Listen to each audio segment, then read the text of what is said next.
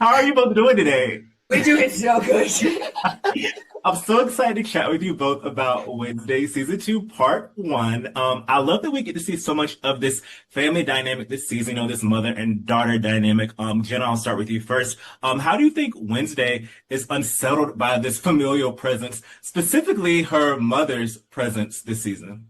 I mean, she's infuriated and incredibly annoyed. Just when she thought she had gotten rid of her, she moves into the school's cottage. Yeah, so Redecorates, no it's less. quite unfortunate and not in the pleasant way. As an actor, of course, it's incredible to be able to spend more time on screen or in front of the camera with Catherine. I really love the dynamic between our two characters, and it feels very authentic and real. And to be able to weave that into such a supernatural story, it's just such a great opportunity as a performer. It adds great complexity and depth, and just makes the days more exciting. But for Wednesday, like any teenager, you want space to grow and be as independent as possible, and sometimes it's hard to feel like your own person when you have your parents hovering over you. And Catherine, we have some generational, mothering going on here because not only do we have the storyline with Wednesday Morticia, but we have Grandmama Hester coming in this season as well. What was it like having both of these dueling dynamics, which are similar yet different from one another? I think it was a genius idea to bring Grandmama, even more genius that, they decided to bring Joanna Lumley in, which is like, for me, I was speechless for days before. It's interesting because sometimes it's what I portray to my mother, the contentious relationship, sometimes is exactly what I do not want to have with my own daughter. And history does repeat itself. Although my mother, Hester Frump, has a little bit more of a mean bone in her body than Morticia.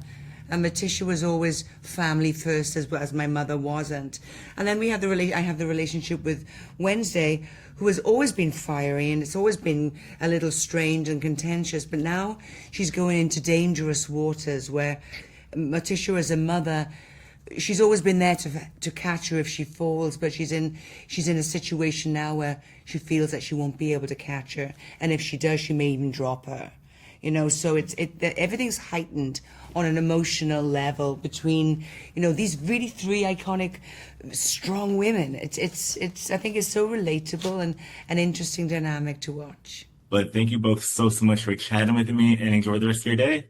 Thank you so much. Bye Yeah. bye. Principal Dort has enlisted Bianca's help this season, in some, what some people may deem as, nefarious ways. What can you talk about the conflict that she has when using the siren song this season, especially when it comes to Morticia, who was someone who, you share quite a bit of scenes, at least in part one with her. So how can you describe this conflict that, she's going through? Yeah, my mom, Gabrielle, and Morticia are kind of serve as foils for Bianca because here, in season one, we learn that obviously Bianca doesn't appreciate how her mom uses her powers to manipulate people. And then in season two, Bianca's faced with having to do that herself. And she kind of, gains this intimate knowledge of that complexity, right? And so she really has to balance what she knows is right, which I think she's always had a really strong sense of what's right, versus what she needs to survive, and also what she needs to protect her loved ones and her family. Obviously a huge burden for a teenager to bear, and we just, well, I guess at the end of part one we kind of only get a slice of her starting to work through it. Yeah, yeah. And we see, the scenes that, she does share with her mother this season. What can you tease that we can get more of that in part two? Because I feel like I'm enjoying to see more of this mother-daughter dynamic and the complexities of it and how it kind of flips a little bit from what we saw from this relationship in season one. This is a unique opportunity for Bianca to understand what her mom has gone through. Obviously, Bianca really is between a rock and a hard place, right? Because this is her found family and this is her home, because she had to leave it given the circumstance. And so, yeah, it'll certainly develop and we'll see what the result is. She might have to learn the hard way, but at the end of the day, she's been isolating, and we see what that does to this situation. Emma, for you, this season, Enid is still kind of having some of the frustrations with Wednesday as season one. She's like, I'm including you in this. I'm making you feel welcome in this way. You should do the same for me. But she doesn't know this season that, Wednesday's kind of actually doing this mostly for her own good from the visions she's been having. But how would you describe how she's probably internally feeling, kind of history repeating itself of like, why is she keeping me left out? Yeah, I think after season one, Enid and Wednesday both have a sort of unspoken understanding of one another. They both get each other. And I think Enid believes that very deeply. And when Wednesday pushes her aside, I think she's confused and doesn't understand why, because she thinks that they get each other. So why is she pushing me away? But of course, she doesn't know about the premonition of her death. So for Enid, it's just a bit frustrating. It's a bit of a backpedal because she thought they were past this, and and then in comes Agnes trying to steal her spot. So it's just one thing on top of another for her, and I think that just kind of bubbles up into frustration throughout the first part of this season. Well, thank you both so much for chatting with me. I can't wait to see part two, and I hope you enjoy the rest of your day. Thank you so I much. feel like we just got a taste of Uncle Fester and his dynamic with Wednesday in season one. But how do you think this season, we see that dynamic as well, but how do you think we explore this character beyond just when he comes in the nick of time for Wednesday? How do you think we explore Fester in other ways? Well, you get to see how much he will do for Wednesday. It's not just that he's going to kind of go off and do something. He really disappears into something, and it's all not just for Wednesday, but for the fun of it.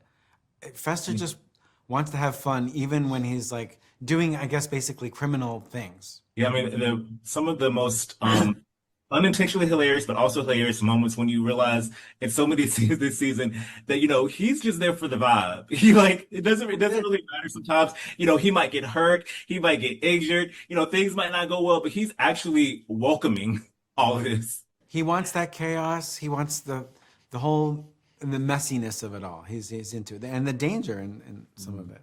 And Steve, for you, Principal Dort brings this outcast pride to Nevermore. Can you talk about this push and pull he has in this first part of the season of trying to relate to Wednesday and make her the face of this pride, but also using her for his own gain as well? How would you describe that dynamic? Well, first of all, it was really fun to play because Dort is so enamored with Wednesday, and I am enamored with Jenna Ortega. So it was really fun to play a character that was, constantly trying to win her approval, and then getting the full Wednesday treatment of her being so indifferent to Dort and to this whole her new status in the school. But it's important, I think, for Dort to get her on board, or to be able to use her, her fame in the school now to, to raise money for the school. And even though he is, he's very pro Nevermore and Outcast Pride, you do get the feeling that there's something underneath, that he's also in it for himself. But you're not quite sure what that's about yet. For both of you, what's it like, Fred, you were the show in season one, but just how this show kind of just became a, phenomenon of its own.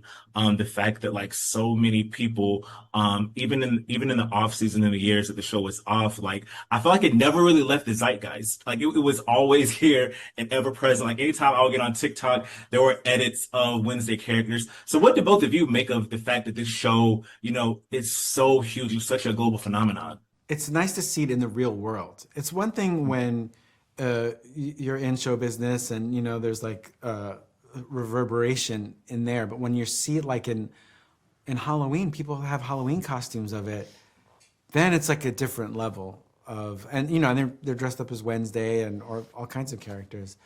It's great. It's a really great feeling. It's something unexpected, and then the feeling is like, oh, this is what it's like to experience this. Yeah, I mean, I've been such a fan of the Addams Family, since I was a kid, and it's really amazing to see it kind of reach a new level. And I think it's brilliant that it's through the character of Wednesday, because she's such a strong character. And I think so many, not just teenage girls, I think so many people relate to her, and her, who she is and how she stands by who she is, even when she's making mistakes. She, in the first season, I just remember her often being wrong about, like her, what the characters are doing, but then she always adjusted. She, doesn't waste time on, okay, I'm feeling bad about that. She just, she's just has such a strong point of view, and it's just a wonderful character, and it's a wonderful ensemble piece. The Addams Family is, they're all wonderful characters, and I'm so happy that we see more of them this season.